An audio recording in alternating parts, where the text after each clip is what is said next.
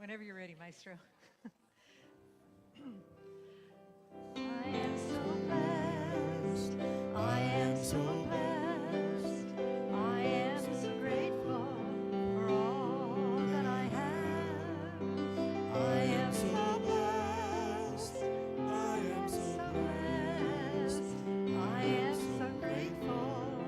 I am so blessed. I am so blessed. I am so blessed. I am so grateful for all that I have. I am so blessed. I am so blessed. I am so grateful. I am so blessed. I am so blessed. I am so blessed. I am so grateful for all that I have. I am so blessed. I am so blessed. I am so grateful. I am so blessed. Thanks, everyone. Good morning. It is great to see you here. We are so blessed indeed. I am Reverend Bonnie Rose. Let's give some thanks for our brother here that sang, Todd. Yeah? Yes, Todd. Thank you. And I'm Reverend Bonnie Rose. This is the Ventura Center for Spiritual Living, in case you didn't know. Here we are in the blessed Ventura County. How wonderful it is to be here on this beautiful day. Just a few quick announcements. After the service, we do have a desk out there that has all of this information and more. So feel free to stop by the desk and learn more about our center if you like. We also have ambassadors that are wearing teal stoles, and I think they're out front greeting people right now. So they're gonna help you out if you have any questions. This July and August, July is over, my goodness, how did that happen? August is Pack a Backpack for Casa Pacifica, which is a place that serves children that are in need. And so we're bringing in school supplies for them. I see the pile has grown since last Sunday, which is a beautiful thing. Just think about all the kids that are going to get these supplies and be so excited, and these things that will help them excel in their scholastic life. So if you'd like to bring something in, just bring it in on a Sunday and pop it here and we'll arrange it. People were asking whether or not you need to bring an entire stuffed backpack, and the answer to that is absolutely not. You can bring a backpack, and you can bring school supplies, pencils, pens. There's a list out there on the concierge desk, paper, notebooks, all kinds of things. Just bring what you can, and all of us doing just a little bit will make a big contribution, so I appreciate that in advance. We are having a silent auction, and we're also having a karaoke night the same night. And this Monday, we're having a Zoom in the evening, and if you'd like to be part of that planning, or if you've got ideas, or if you have questions, go ahead, and there's a list there. Sign up for the Zoom. We'll send you the link, and then you can all jump in. Volunteer. We're always inviting volunteers. Service is a great act of freedom here, so we can invite you to serve in hospitality or on the tech team or Circle of Blessings. Our volunteer coordinator is back from traipsing all over Europe. There she is, Bernie Austin. We have a beautiful choir, Hearts in Harmony, and they rehearse on Sundays from 11:30 to 12:30. And I think that's all we've got for now. So why don't we go ahead, and I'll call forth Susie Thatcher, who is our Director of Youth, and we'll go ahead and have a youth message. I have all the littles, all the bigs, all the middles. Come and join me right here. We're going to have a special activity today. Help yourself, Reverend Bonnie. Shall I sit down? Oh, do I get a pen? Yes. Nope. It's bubbles. It's really important to coordinate your bubbles with your outfit, and we all know this is true. Yes, I know this is true. All right. I'm going to sit right here. Hi, Kaya. Would you help yourself to some bubbles? Miss Barb? And I'm hoping that some others will join us. Oh, wonderful. Now we can begin. Help yourself. Want to help her, Miss Barb? Oh, no problem. I know we're all so excited to get our bubbles. Good morning. Have you ever felt so weighed down? with heavy emotions, like anger. Have you ever been so angry? Kaya, have you ever felt so angry? No. Well, not Kaya. Have you ever felt, no, that's excellent. She knows how to deal with it. Have you ever felt a little bit scared? No. Not Kaya. And see, it's working. We're working with how to deal with heavy emotions, and it's working. What about you? Have you ever felt like really scared? No. No one gets scared in this group. But just in case, oh, hi. Will you help them with bubbles, Miss Barb? Miss Barb, can you help them there?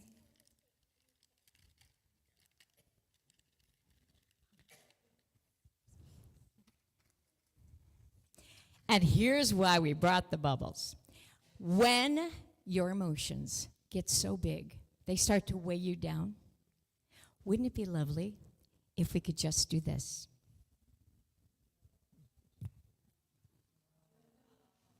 Or this.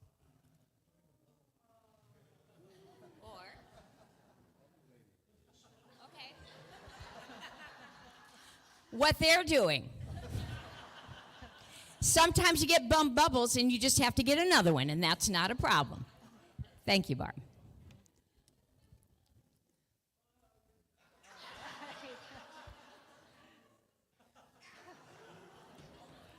I think I'll just talk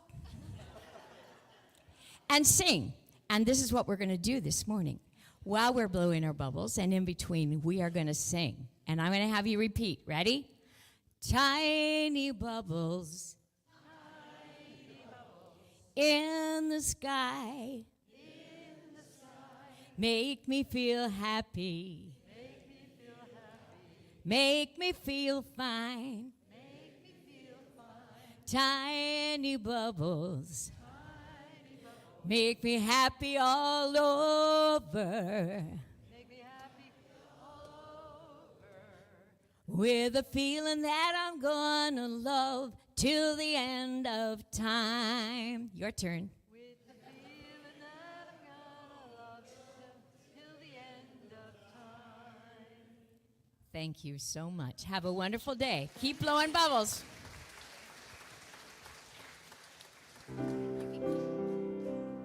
You are the face of God. I hold you in my heart. You are a part of me. Good job. You are the face of God. You are the face of God. I hold you in my heart. Part of me. You are the face.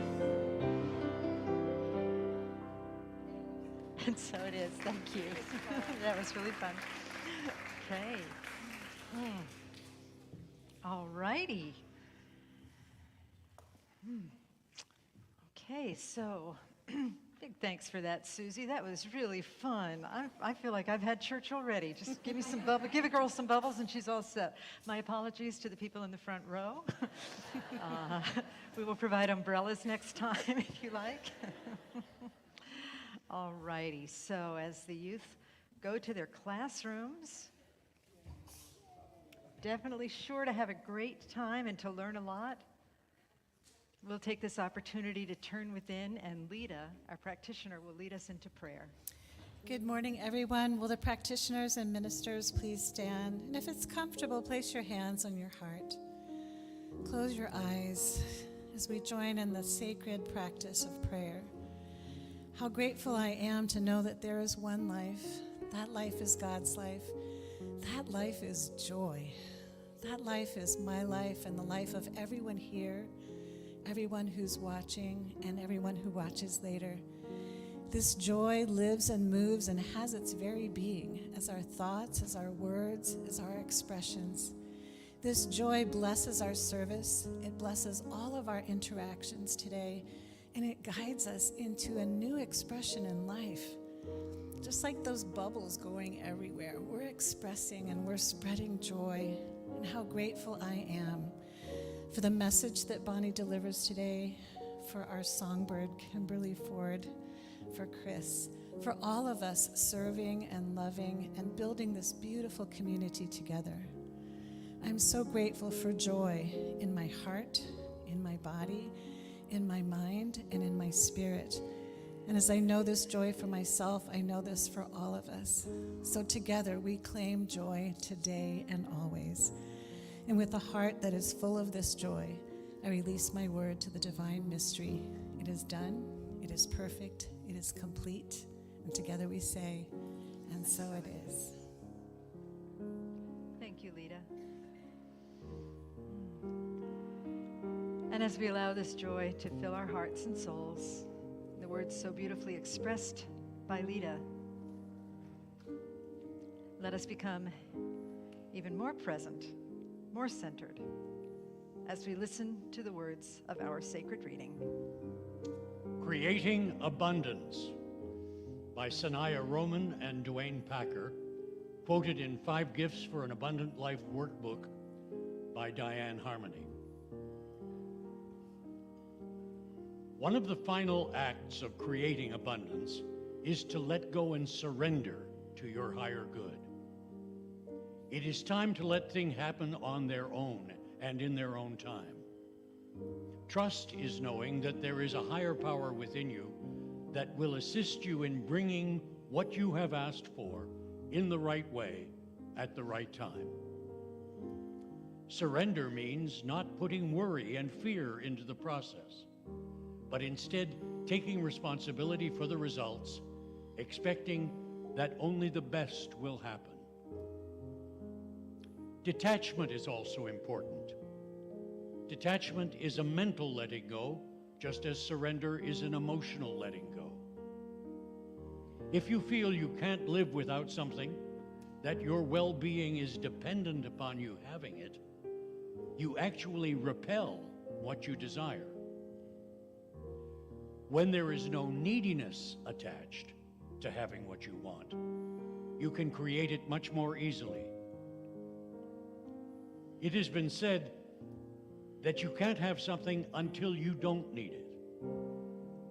This is not the same as wanting it. Let go of what you have asked for completely. Trust that whatever comes will serve you and be for your highest good, even if you don't understand why at the moment.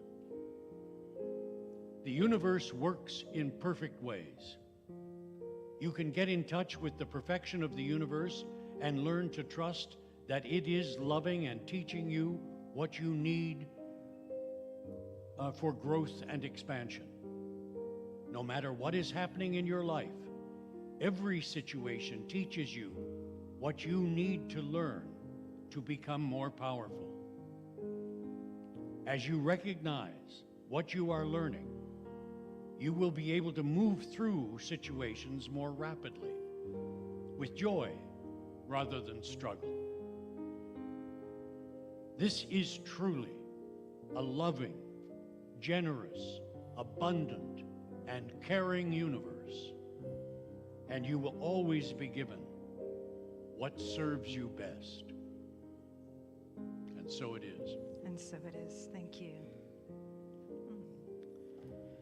With deep gratitude for Hugh and the reading, let us continue to breathe deeply and trust and know that we are in this beautiful, abundant universe, that even if there are appearances of discord, that these are like the waves on the top of the ocean, and that we are the I Am presence, which is that still depth of the ocean that lies beneath the surface.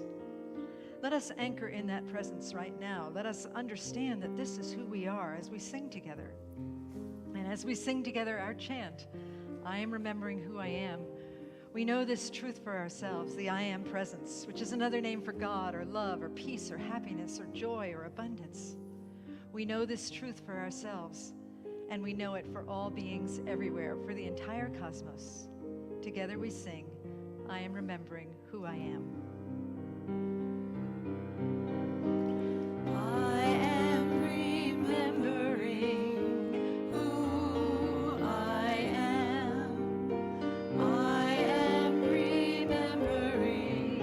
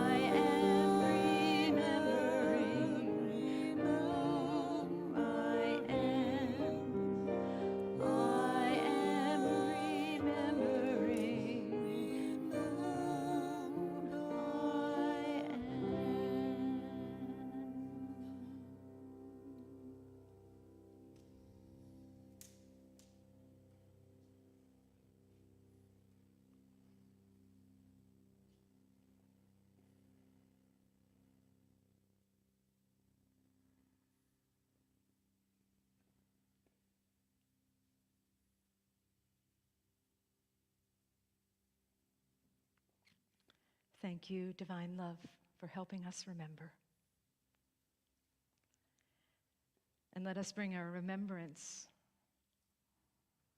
to our open-eyed state as we breathe in deeply and then exhale, opening our eyes as love, in love, and in service to what is, as it is. And so it is. Stay.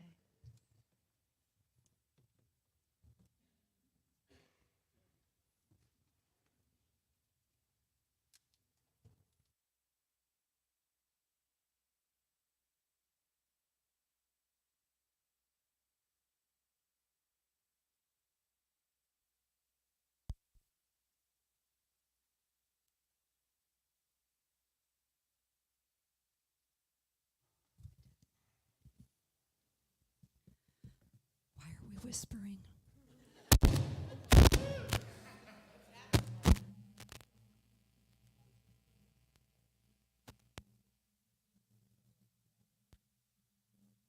Professionals.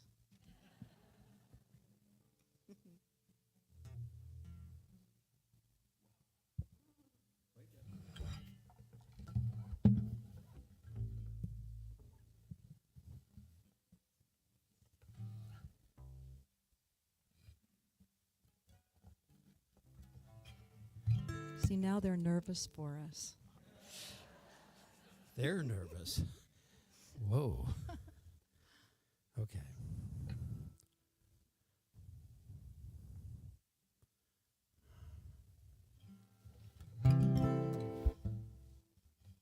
Almost there, I promise.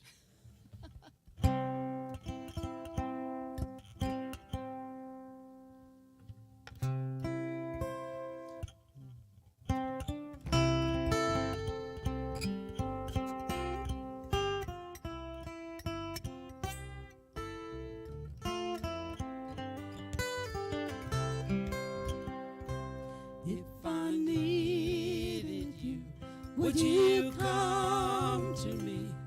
Would you come to me for to ease my pain? If you needed me, I would come to you. I would swim the seas for to ease your pain. Oh, the night's forlorn and the morning's born, and the morning's born in the light of love. You will miss sunrise if you close your eyes. That would break my heart in two. If I needed you, would you come to me? Would you come to me for to ease my pain? If you needed me, I would come to you. I would swim the seas for to ease your pain.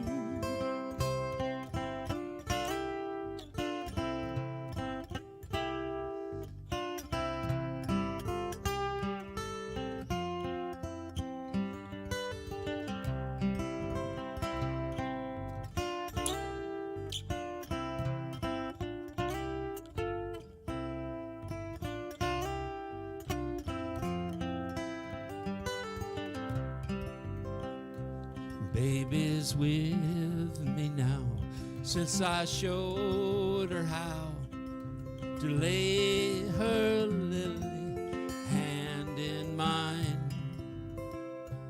Who could ill agree?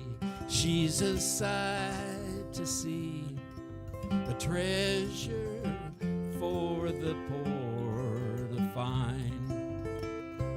If I needed you, would you come to me? Would you come to me for to ease my pain? If you needed me, I would come to you. I would swim the seas for to ease your swell the seas for to ease your pain. Thank you. Thank you. Thank you.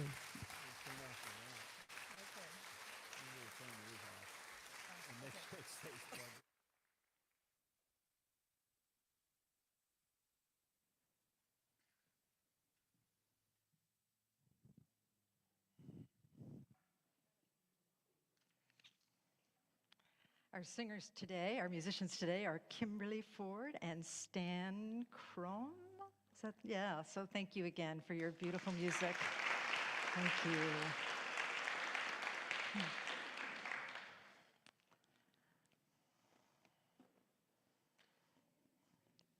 I'm waiting for my slides.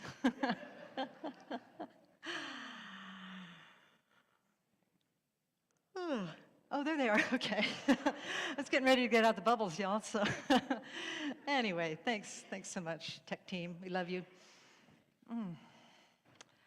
So for the past, I don't know, 5 or 6 weeks, we've been working with this book called 5 Gifts for an Abundant Life by Reverend Diane Harmony, who is a good friend of mine. She was a good friend. I haven't talked to her for a while because she moved to stupid Hawaii and is no longer here. Yeah, no, good stuff, right? Yeah.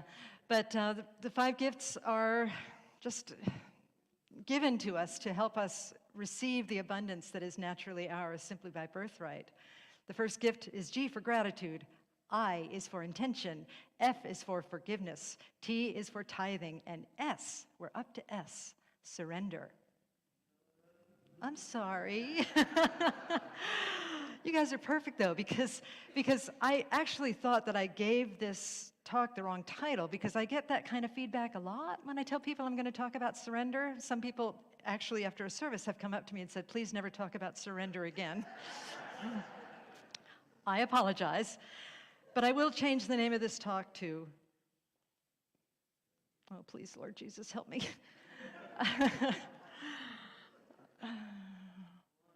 Surrender is scary. And I'm going to push a button again. Here we go. Brace yourself. Surrender is scary. And please know that I never get tired of torturing Chris with pictures. Surrender is scary, but it doesn't have to be. Our purpose today is to redefine our definition of surrender. Oh, yeah. Okay.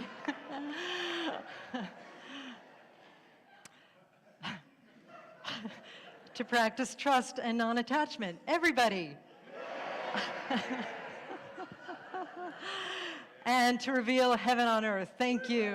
Thank you. Yes, reveal heaven on earth. Look how fun it is that I get to surrender to the slides not being quite what they're doing, but little Brian's little face is in there, and he's he's getting mad at me. He's watching every click I make. Isn't that beautiful? And the reason that we can surrender to heaven on earth, to reveal heaven on earth, this is from a poem by a friend, Shalon Harkin, who is, I think, the next Rumi. She wrote, God is the easiest thing in the universe, available to every soul in every breath. Exactly. And what perfect timing for that little one, because look at those little tiny babies on the screen there. Can you imagine denying God to any of them? Telling them that they are not complete love, that they are not perfect as they are? And look at them, they're all different shapes and sizes and genders and colors. God is present in every single one of them. We can surrender to that. And my question for you this morning is, when does that presence of God within us stop? Isn't it with us always?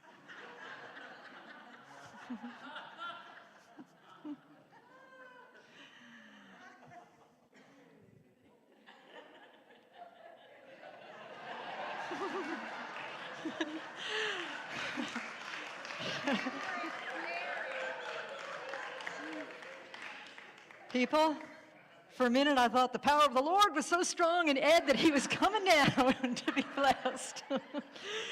Okay. We're off to a good start, don't you think? This is what happens when you talk about surrender, okay? All right, let's have the next slide, please. So we are going to define surrender, okay? As I always say about us, we were born fine, then we got defined, and now it's time to refine. So we have defined surrender, but we're going to refine surrender, okay? All right, next. This is how we've defined surrender, okay? In Reverend Diane Harmony's book, it says that to many of us, surrender means giving oneself up to another's control. Not a good thing. Next. To relinquish, yield, submit, and resign. Ed, you know I can't help making a joke out of this. So well, you got to stay here. I used to live in North Carolina, and people would come down to the altar, and the guy would go, "Demons out!" Okay. Oh, hallelujah! There's a whole lot of healing going on in here. Okay, so one of the ways that we have quote-unquote defined surrender is that we say that it means that we are relinquishing, yielding, and submitting and resigning ourselves to another person's power or control, okay? Another thing, when we say we surrender, it's a way of saying, I lose, I hurt, and I enter the walk of shame. None of us wants any of that, correct? Good, because that's not what surrender is. Surrender is something completely different. Now, I'm going to talk a little bit about our challenges with surrender in just a moment. This is from the Bible. It says, "In my Father's house there are many mansions." I think it's a statement about consciousness, that there are many, many, many levels of consciousness within each of us. But I'm using it today because it's an allegory for in our house, in my house, there are many animals. Because we're all animals, people. We know that. We all have a biological brain. We all have biology that sometimes works against our spiritual knowing, and yet it's supposed to be that way. But let's examine the world of the animal kingdom and see how we might be like them, because we need to actually trust that, yes, there is a part of us that is very much like the animal kingdom.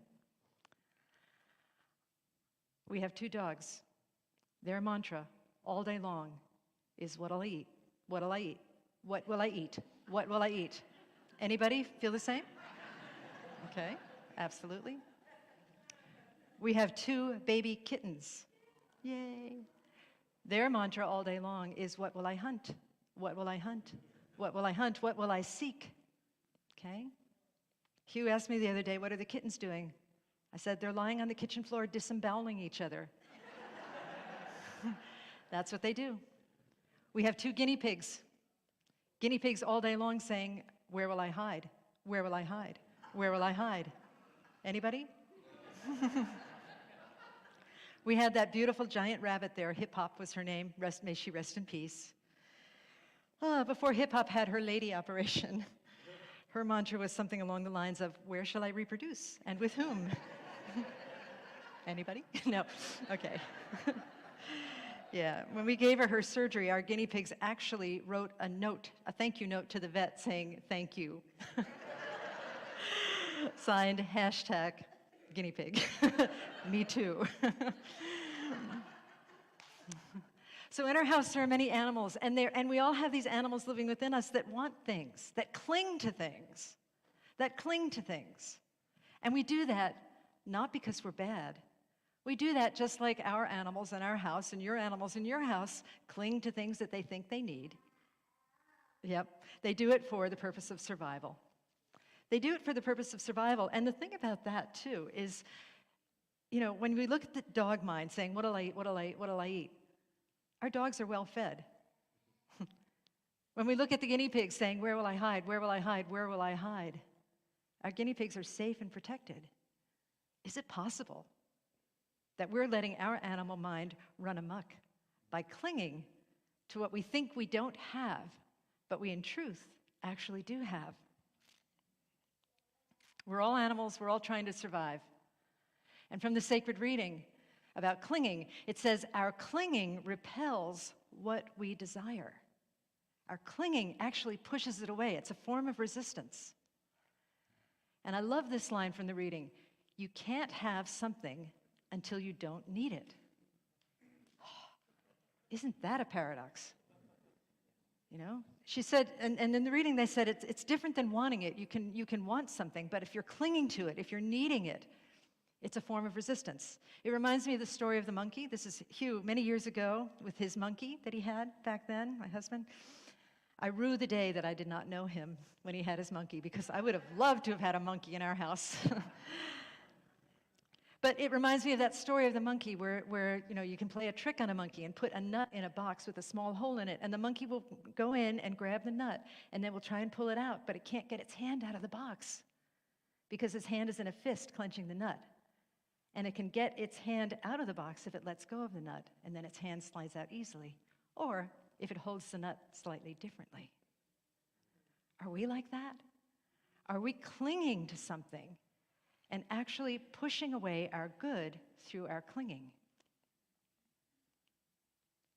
Things that we cling to. This is our friend Nipun Mehta, who speaks here quite a bit. He's quite a luminary, a visionary, and he says that some of the things that we cling to are market, media, and military. The meaning of that is money, fame, and power. Now, fame may not necessarily be fame like we think of it, but how many of us have put a post on social media and then quickly checked to see how many likes it's getting? I've done it. We think that money is our source of security, and we try and control things through power. Security, approval, and control are things that we cling to. Those are all general categories. It's helpful for us to look at our clinging and our resistance to surrender by being specific and personal. How might I be clinging? And what subtle motivations bind me? I made a list of things that ways in which we might cling. And I want to tell you, I did all of these on my way here in the car, in like my 20-minute commute, but these are the things that I spot in me, and perhaps some of them are in you too. We cling to the idea, how can I get approval? How can I make everybody in the room like me? How can I please others at my own expense? How can I please people who aren't even alive anymore? Anybody still trying to please their mother, their father, their grandfather, their grandmother? Sure, yeah. How can I stand out? Or how can I blend in? How can I be right? How can I make sure everybody knows that I'm right? How can I win? How can I change others? How can I cling to something or someone that will, quote unquote, make me happy? How can I control the entire universe? And so it's one thing to see the thoughts that we're having, and if we're struggling a bit with the thoughts that we're having, with our clinging thoughts, sometimes it's helpful to look at our behaviors and see how our behaviors may be indicative of a clinging thought that we have. I've worked with this for years, and I still cling to many things, many thoughts. I think we just all do it all the time. We get to observe it.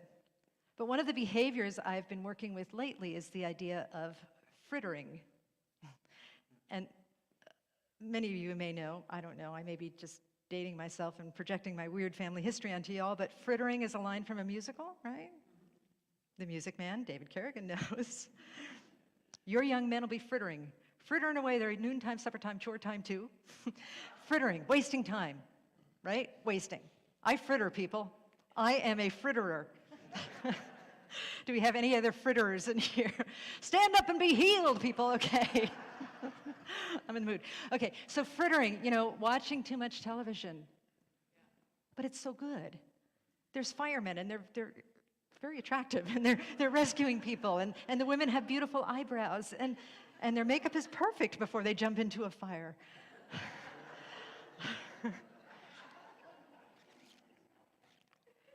There's frittering caloric intake. I would rather go to Circle K or 7-Eleven and get junk food than cook a nutritious meal. That is frittering. I would also rather spend money on trashy food than save it for something real. That's frittering, people. And if you are frittering yourselves, perhaps it is an indication of some type of clinging that you're doing. Any behavior that you feel like maybe should stop. Maybe I should stop watching television and go to the Santa Paula Art Museum that I've been meaning to go to for 20 years. 20 years, people. To me, it feels like clinging to the appearance of permanence. Because if I commit too much to the beauty and the power and the love that is in this life right here, then when I pass on, I'll have more to lose. It doesn't make any sense. And yet I can feel myself doing it. I can feel myself doing it. So that brings us to that next question. How might surrender set me free? Set all of us free. How might surrender set me free? I had a vision the other day. First of all, this idea that we cling to our own personality as an entity, it's an object. We forget that God is our source and being. God is infinite subject. We are objects of God. And the vision I had to do with being on a Zoom call. I was on a Zoom call, and it was going on and on and on, and rather do what I sometimes do, which is put an interested look on my face and check my email. And, oh, yeah, like that. I decided just to meditate on my feelings of impatience, and I had a vision. And I thought, what if my little Zoom square decided that it was a life unto itself, that it was separate from me? If you've never been on Zoom, that's what it looks like, and also you can just use a mirror as your analogy. What if your reflection in the mirror decided that it was separate from you? I wrote down what I discovered in that. My Zoom square is a reflection of me, but I am the source of that image. What if my Zoom square got a mind of its own? What if it got free will? What if it rejected me as its source? What if all the Zoom squares forgot their source, decided that they had a mind of their own? And then I wondered, is this like our relationship with the divine? Love is the source, we are the reflection. We are merely an image of divine love, merely meaning nothing but an image of divine love. We have forgotten who we really are. We cling to an illusion of separation. And it wouldn't make sense for us to think that that illusion is real, that it's the truth of our being. It would make sense for us to surrender to a great reality, to let go, and to let God be our source. It would be nice to truly know that the only thing that separates us from God is the belief that we are separate from God. That's right. Amen. So we surrender our thoughts and our behavior that separate us. And we really, really, really believe that God is our source, and that God is good, and that God is abundant, and God is love, and God is joy, and God is all of those things, that God is only a breath away, just like we said about those little tiny babies and those old ladies dressed like Batman. God is only a breath away. It is available right here and right now. Love is only a breath away. It is available right here and right now, as us, through us. Its only condition is that it must be received. And it is received through letting go of our clinging, through surrendering to something that is greater than the small mind of our reflection, of our Zoom square, of our face in the mirror, of knowing what is real. The mystics are pro-surrender, just so you know. This is from Sufism. Surrendering to nothingness turns the human heart into an empty cup into which the free wine of being is poured. Now, I've also heard that quote. I'm going to read it with one change in the word, as I've heard it that way too. Surrendering to nothingness turns the human heart into an empty cup into which the fine wine of immortality is poured. Hence, all of our gyrations to avoid the illusion of mortality. We are immortal beings. And as we surrender to the nothingness, a paradox, then we are able to receive that which is eternal. Thoreau wrote, "The soul grows by subtraction." Again, another paradox. Some mystics say if it's a paradox, it's probably true. The soul grows by subtraction. Christian song, Jesus, reduce me to love. More mystical wisdom. Gandhi said there comes a time when an individual becomes irresistible. This happens when he reduces himself to zero. Sufism, to be nothing is to be everything. And zero is not a bad thing. Zero is openness. It is simultaneously nothing and everything. My friend Somik Raha, who is a Hindu, talks about how zero is adding all of the positive numbers into infinity with all of the negative numbers into infinity. And when you do that, you come up with zero. So zero is the appearance of nothing that actually contains everything. And I think what that means on a practical level is just that as we let go of our clinging, as we let go of old habits, as we let go of old stories about the nature of reality, as we let go of old stories about surrender, we open ourselves up to vast and infinite possibilities of something new, something that we had never thought of before, something that has always been there, but we couldn't see it because we were looking this way and it was over there. That's what we can do through the act of surrender. So what is the practice of surrender? Well, I'm not an expert, but these are some things I came up with. One is to recognize the urge to cling. You know, think about your animal mind and where you're clinging. Doesn't have to be a big deal. Just notice it. Know that we're all doing it because we understand that shaming ourselves for clinging is a form of clinging. How about that?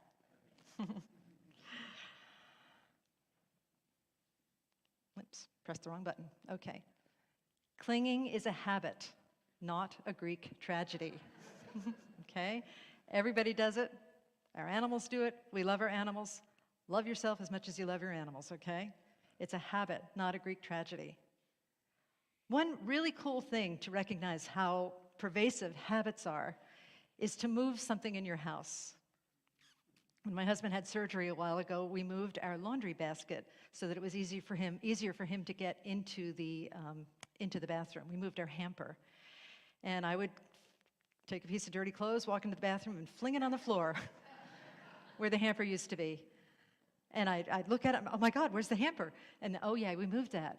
You know, and I feel like I'm an okay, bright woman. You know, I feel that I could remember that we moved the hamper, but it's in our bodies, it's in our biology, it's in our brain, it's in our patterns. So just, if you will, if you want, a special, super fun assignment, so you too can throw your clothes on the floor or whatever. Move a garbage can, move a hamper, move something, move your spoons, you know, and see how often you go back to that same spot of comfort. Happens all the time. Clinging is a habit, not a Greek tragedy. So if you do move your hamper and you throw your clothes on the floor, say, oh, this is a habit. It's not a Greek tragedy. Just pick up the clothes, find the hamper, put them in. Same thing with our behavior patterns. Just say, oh, this is a habit. I'm going to do something else.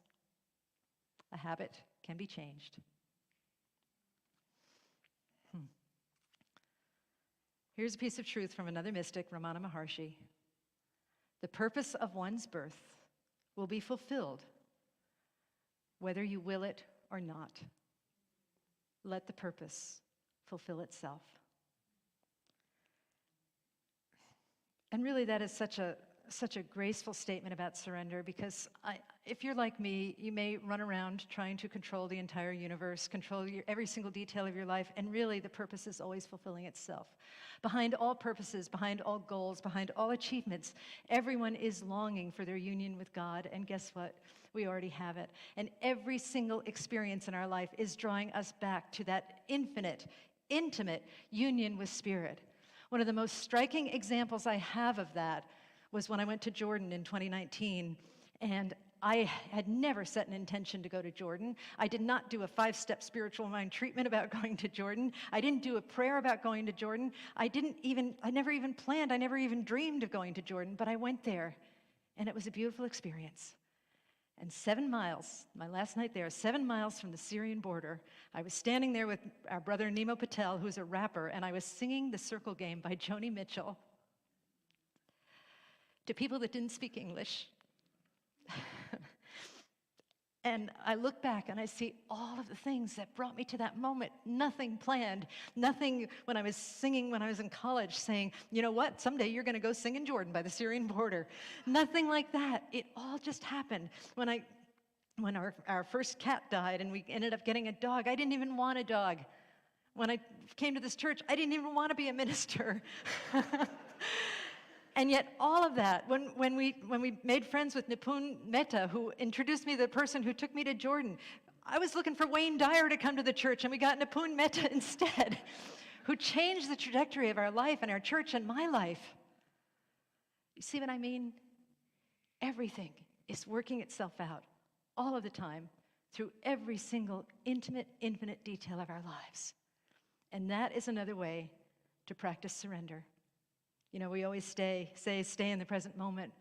But if you would, sometime this week, if you feel like it, find a moment when you're particularly happy and filled with joy, and think back to all of the pieces of the puzzle that led to that sacred moment. Some of those pieces will be beautiful. You knew they were beautiful in the time. Some of those pieces will not feel beautiful. They will feel like they were a challenge. They will feel like they were frightening. They will feel possibly awful. But all of it conspired to lead us to this perfect, sacred moment where we are. And if you're willing, look where we are right now. Look at all these amazing people sitting in this beautiful sanctuary. Look at all of the blood and the sweat and the tears that brought this together, that built this building, that assembled all of us here today. So many people, when they come to church, are not going because, yeah, you know, my life's working great. I want to go to church. So many people come to church because they're distressed about something. And yet here we are, sitting in this sacred community, this center of love, where we aspire to be love, share love, and serve love. Life is amazing, and it's so amazing that it invites us to surrender to it. Now, in the 5 Gifts for an Abundant Life, there's an affirmation that she promotes throughout the book that we're supposed to say, and I forgot about it until this week. But we're gonna do this affirmation together. And if you want, take it home with you, practice during the week, look at our tendencies to cling, recognize that it's just a habit and a habit can be changed. And most of all, look at the moments of your life that brought you to where you are today. And know that if you're in a challenging place in your life, that this is just a stepping stone to the better yet to be. Together, let us do this affirmation. Oh, I forgot. Sorry. Okay. One more thing. I know I said that before. Surrender is service. And so one of the ways that we can really get in touch with our idea of surrender is that we can serve. Serving from an open heart that does not expect anything in return, a place that is free of expectation, a place that just says, show up, use me, Spirit, here I am to serve. I am a vessel to be used. We have 2 opportunities coming up. One is the Pride Festival, which is happening a week from yesterday. Thank you. So we're attending that. I will not be here. I'm going to a family reunion in Michigan. Talk about a pile of kittens lying, biting each other and disemboweling each other. That's my sisters. Anyway, I'll be at a family reunion, but also there's another event coming up, and that is our karaoke and silent auction event. And we would love to have more people serving on that, just to create a real community event where we can support this beautiful center that we have in spirit and faith and love and abundance, so that we can continue to do our great work in the world. There's places to sign up for that afterwards. Now the affirmation. Let us put our hands over our heart and say together, here we go. I surrender to the power and presence of love within me. My life is good, and so it is. Thank you so much, everybody. Amen, and thank you. Thank you. Okay, let us pray. All right, so turning within, we trust and we know this bigger presence that is love itself. We know that there is this place that is divine, that is everywhere. It's not a place, it's a being, it's a verb, it's an activity. It is infinite and intimate. And it is right where we are here in this sacred service, and it fills the sanctuary and it fills each and every one of us all the time. Today we recognize that, we unify with it, we turn our attention to it and know that it is the truth of who we are. And so from this place, we are willing to look at our lives, willing to see where we might be clinging in a way that does not serve ourselves or serve the greater good. And with ease and grace, we gently let go as we surrender into the wholeness of all that is, into the grace of being, into the perfection of spirit. We are grateful to let go. We are grateful to transform. We are grateful for the capacity to look at ourselves. We are grateful for the growth of spirit that is always taking place, not only in us, but in all beings everywhere in the entire universe. How wonderful it is to be part of an evolving process that is within us, but also so much bigger than us. And so I'm just grateful for this transformation that is occurring in each of us, trusting and knowing it to be so. I am grateful for this teaching. I bless all paths to God, churches, synagogues, temples, mosques, ashrams, gurdwaras, fundamentalists, atheists, agnostics, everyone. For everyone is a blessing in their own unique and wonderful way. With a heart that is so filled with blessedness, I say thank you, Spirit, thank you, love, and I release these words into the divine mystery. And together we say, and so it is. Thank you. Hi. Thank you, Bonnie. My pleasure. Thank you. And you know, I thought there might be some things thrown at you when you talked about surrender. I was really glad that nothing came up. Yeah, anyway. But you know, it really feels like that's where the magic begins. In surrender. Yeah. And honestly, it's the love and support that we find here that helps us navigate what seems to be scary, but is really very freeing.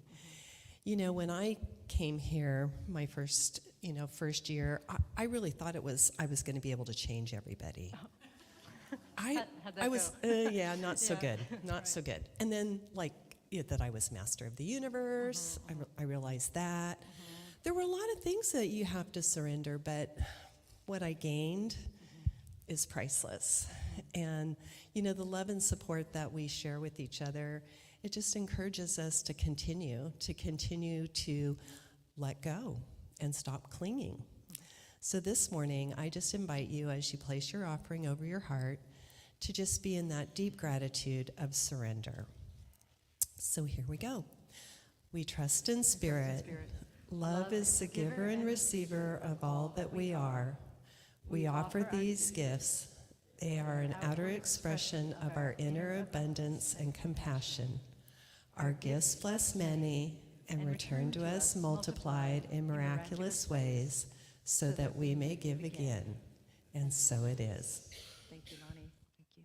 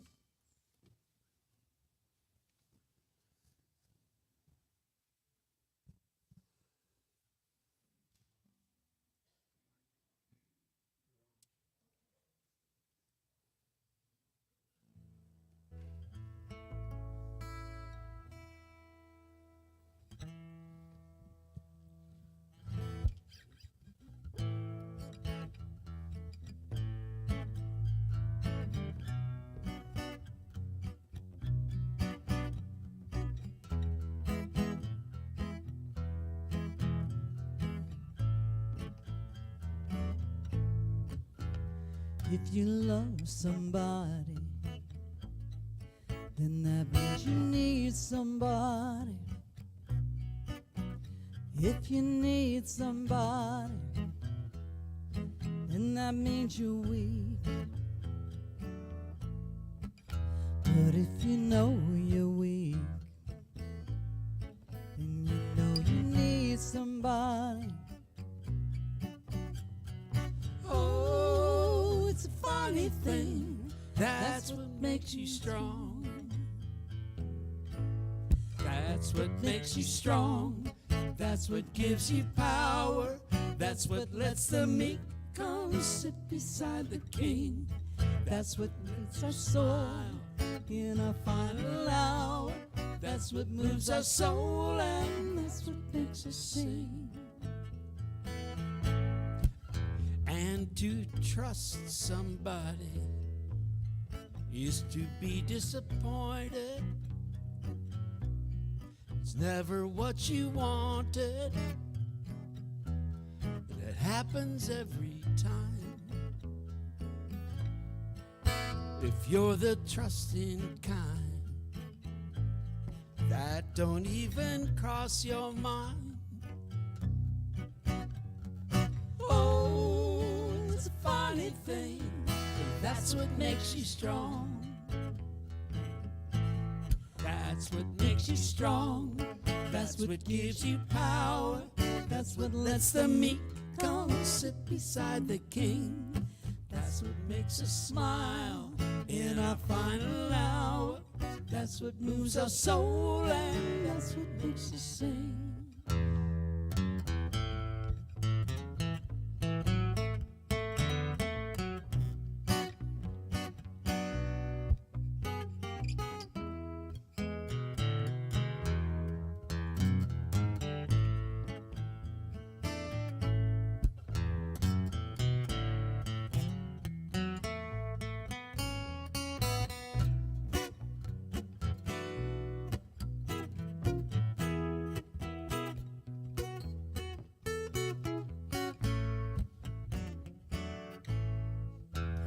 If you love somebody,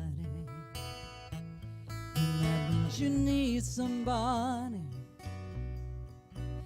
If you need somebody, then that means you're weak. But if you know you're weak, and you know you need somebody, It's a funny thing, that's what makes you strong. That's what makes you strong. That's what gives you power.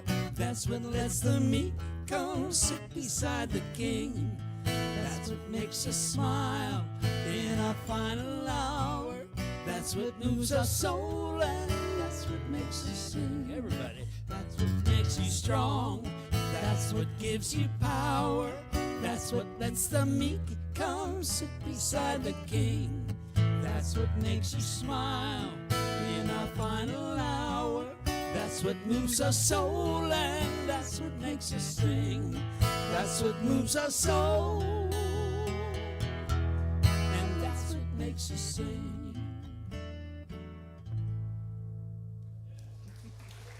Thank you.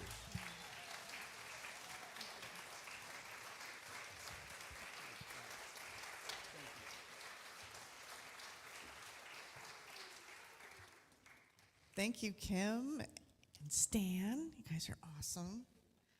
I'm Reverend Jennifer Hadris, Gadbury Hadris, and I'm going to do a few announcements while the practitioners are making their way down here for our final affirmation. So after service, we have hospitality behind these doors here. You can go out around. There's all sorts of ways to get back there. We've got coffee and cookies and hot chocolate and all sorts of nummy things. We also have the concierge desk. So if there's anything that you want to sign up for, go talk to somebody. Will be behind the concierge desk, and they'll be able to answer questions because kind of the announcements go a little fast.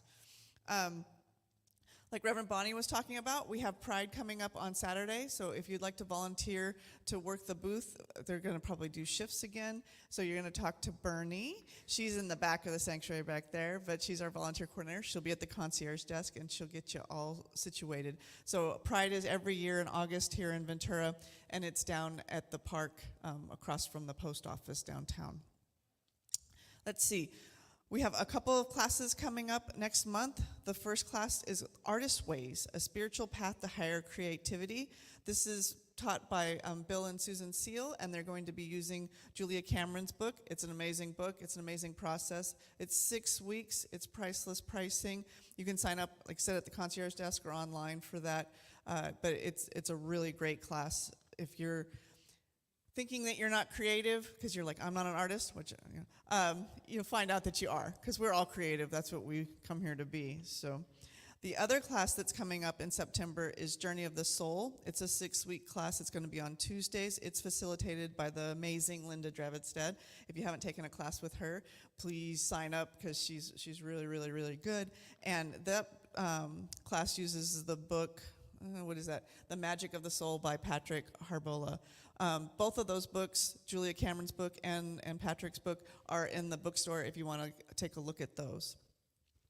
Let's see, anything else in here I need to talk about?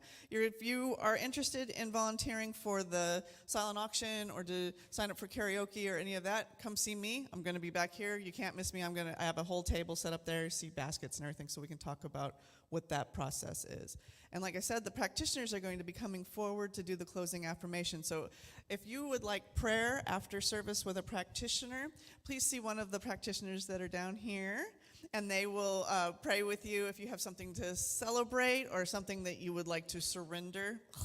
That's why she talked about that. I was like surrendering. But so if you have any questions or anything, come pray with a practitioner.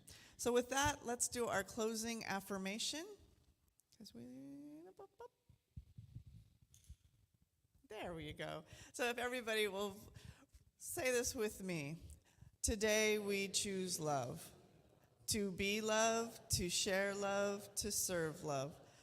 Thank you for our lives. And so it is. So it is. Thank you, everybody.